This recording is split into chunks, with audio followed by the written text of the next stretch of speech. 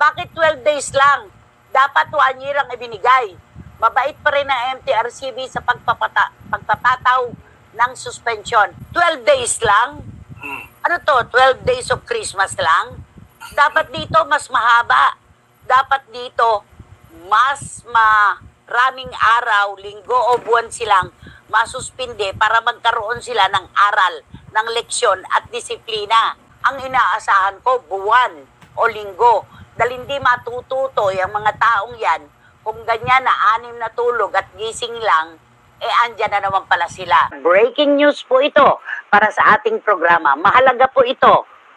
Nakatanggap na po ng 12-day suspension ang Showtime mula sa MTRCB nang wala po yatang kumpletong detalye kung bakit at paano.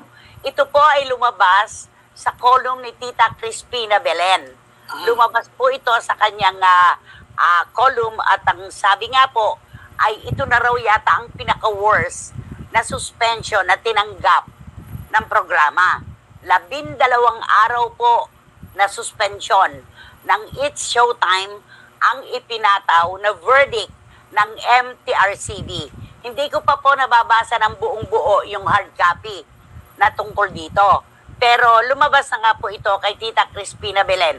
Abangan natin, Romela, kasi sigurado namang hindi sila magbibigay ng suspension kung walang mga dahilan at katwiran na dumaan ito sa kanilang mga nasasakupan, lalo na yung adjudication at legal team. At si MTRCB Chairman Lala Soto. Hindi po pwedeng basta ganun lang ito. Di ba, Romel? Yes, kaya naman, ito na, kasi ang dami nag-aantay niyan, di ba, Nay? Ito na, dumating na, alamin na lang natin kung ano-ano yon at paano mangyayari ngayon sa Showtime. Di ba? Ito po, kababasa ko lamang po. Tingnan na lang po natin kung ano pa ang mga susunod na pangyayari. Basta ang malinaw po na lumabas. 12-day suspension ang ipinataw po na verdict ng MTRCB sa It's Showtime dahil sa ginawa ni na Vice Ganda at Ayon Perez na pagkain o pagsusubo ng icing ng cake. Ay, ang bilis-bilis naman ng mareaksyon. 12 days lang? Ano to? 12 days of Christmas lang? Dapat dito mas mahaba. Dapat dito mas maraming araw, linggo o buwan silang masuspinde para magkaroon sila ng aral, ng leksyon at disiplina. Yan. Kapag syempre, ang tanong naman Marichu Formacion Espiritu, kapag gano'n ang suspension ay nakapaloob sa isang programa, totoo ka, damay-damay na ito. Hindi lang si Ayon at si Vice. Ang dapat, ang nakakuha ng suspension ay sina Vice Ganda at Ayon Perez. Pero, ang nasa column ni Tita Crispina Belen, salamat po, ay 12-day suspension ng programa. Ibig sabihin, ang programa sa kabuuan. At Vice Ganda na naging dahilan, lahat ng mga hosts, ang produksyon, lahat na po yon. Hindi sila mapapanood ng 12 araw. Ito ang ibig sabihin nung inilabas na verdict ng MTRCB. Yan po. Okay. Eto pa. 12 days lang? Ang inaasahan ko, buwan o linggo. Dahil hindi matututo yung mga taong yan, kung ganyan na 6 na tulog at gising lang, andyan na naman pala sila. John, ikaw na talaga. Okay? Lesson learned na yan sa mag-asawa. Nadadamay tuloy pati mga taong hindi naman kasama sa problema. Sabi ni Boy Zigaragay, bakit 12 days lang? Dapat 1 year ang ibinigay. Mabait pa rin ang MTRCB sa pagpapataw ng suspension. Diletada, kahit naman siguro sa ang planeta, hindi naman magbibigay ng 1 year suspension ang mga sumusubaybay sa mga pelikula at programa sa telebisyon at pelikula.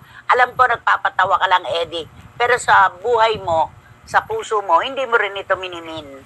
Wala sa iyan, yung 1 year. Okay, yan po ang malinaw. Sundan na lang po natin kung anong mga susunod pang pangyayari. Kailangan ma-interview natin si Chairwoman Lala Soto, di ba? Oo, kung Para bumabaan malaman na. natin. Ayan na. Oo. Ayan, dahil sa paglalabas ng pataw na ito. Pero nakakalungkot lang din na yung kung Travis, ang iisipin natin yung mga hindi artista, yung produksyon, yun ang iisipin, nakakaawa sila. Yung mga alam natin na kailangan at mahalaga sa kanila ang trabaho. Yun ang madadamay. Siyempre naman, si Vice, of course, si Ayo naman kumbaga sa halo-halo. Pwedeng mawala ang isang sangkap, halo-halo pa rin. Diba? Si Vice, ang talagang kasi siya yung tumitimon Siya yung leader. Siya yung pinakapinuno ng grupo. Yung exposure na 12 days, malaking bagay sa kanya yon. Diba? Kaya may epekto. Ayan. Napakaigsi ng 12 days. Sana mga 1 month na lang. Magsilbing aral na sa kanila yan. Sabi ni Tita Nene Olanday.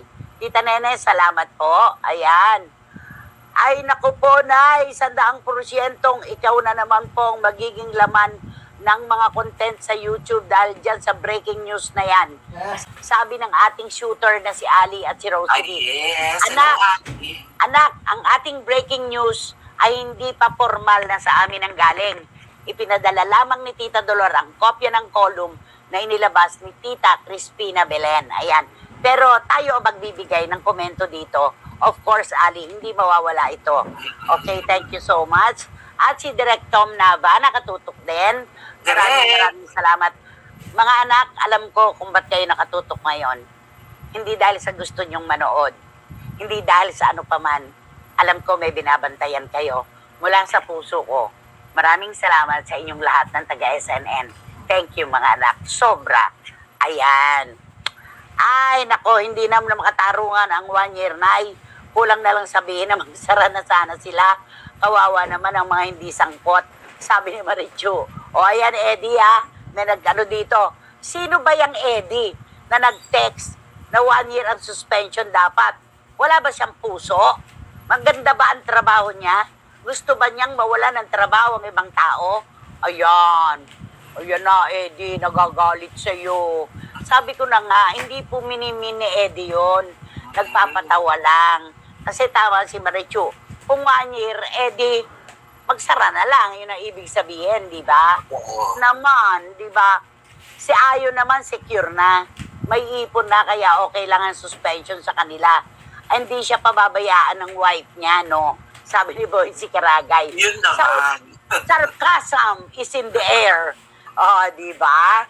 Oh, nako, si Lara May Abrigo. Mayroon siyang content. Content talaga, oh. Ano daw yan? Naku, Nay. Isang kinsenas na po ang mawawala sa mga empleyado. Oo nga, 3 days na lang, isang kinsenas na yun. Diba? Kawawa naman po yung mga nadamay.